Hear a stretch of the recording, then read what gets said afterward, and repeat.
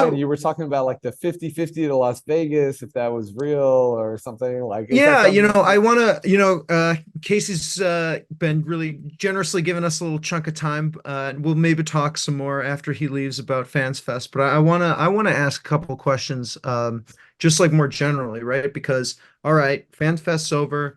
We'll find out what the boycott's going to be like, but the big question sort of I have is in watching all of your great interviews and Brody's great interviews, it seems like whenever you're talking to people in Las Vegas, they seem like, oh, 50-50, they're going to, end up in Vegas. And, when you seem to, when you hear people who are more baseball minded, I think like Ken Rosenthal and stuff, they're just like, this is great. I'm so proud of the A's fans, but I mean, they're definitely going to Vegas.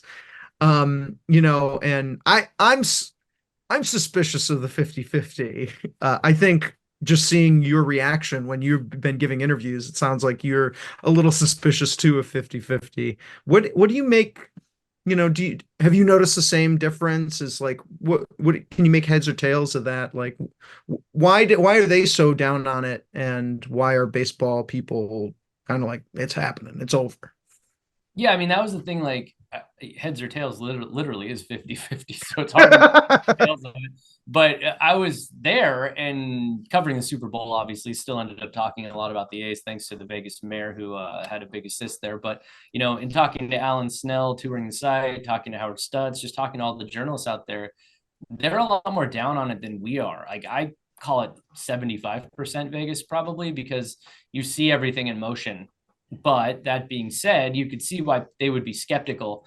And when you're in a place like Las Vegas where they can see a scammer coming from a mile away, they have to know how to do that there. When you have a guy come in and say, I need the money before I show you the plans. And oh, yeah, the financing, we'll worry about that later. And oh, renderings, yeah, I'll show you those, but those are fake. Don't worry about those. We'll show you some more later. I think they see that and they go, this is not a serious business person.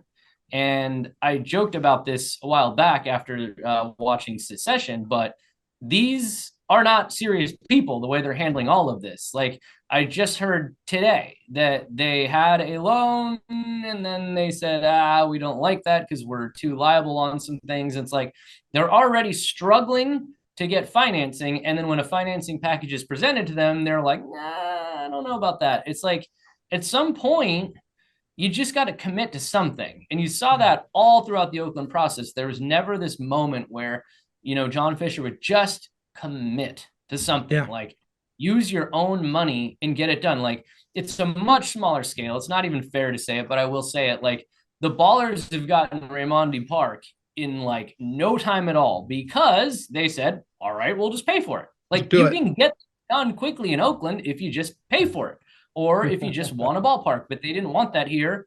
And in Vegas, they do want that. So it's really weird. And, I saw something, I'm going to pull it up on my phone. Matt Ortega sent it to me. Mm. I had actually not seen this before, but on the MLB.com athletics, like Vegas ballpark page, there's Yeah. like a post and they There's describe like the venue.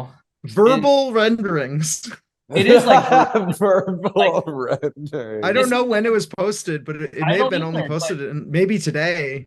Yeah. why didn't they make a bigger deal out of this? Like, they're announcing Big as the design architect. They're the people that designed Howard Terminal, but listen to how many words it takes to say the roof will not be retractable.